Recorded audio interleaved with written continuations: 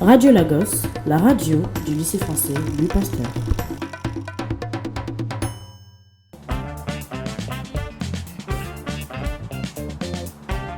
Radio Bonjour Lagos, la radio de la francophonie au Nigeria.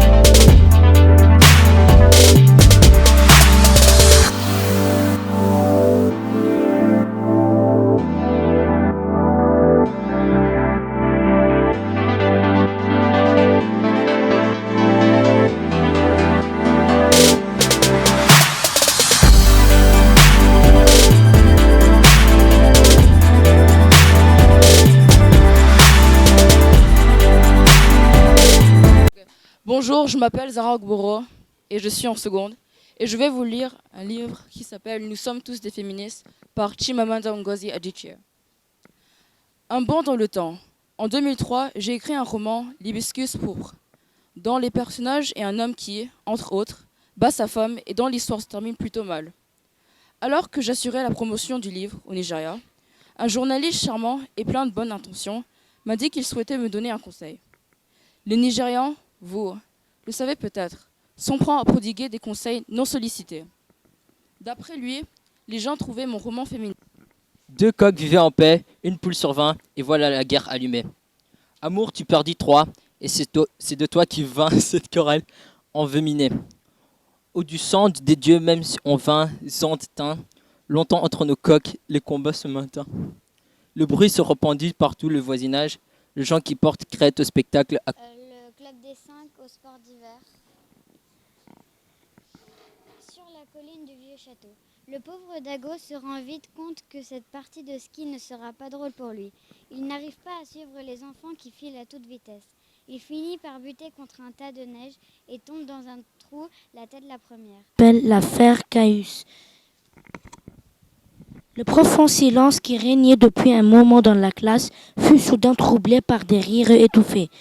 Seul Mucius, le meilleur élève de l'école, ne se laissa pas distraire dans son travail et continua à écrire sur sa table de cire. Ce livre, Lundi Coucou. Sur le mur, derrière elle, il y a une tapisserie de sa main, une biche dont les feuilles rousses d'un paysage d'automne. Je m'appelle Léa et je vais lire un extrait du livre Les étranges. Comme leur nom l'indique, mes mères sont étranges et elles sont sœurs. Plus précisément, des triplés, prénommées Lucinda, Ruby et Martha.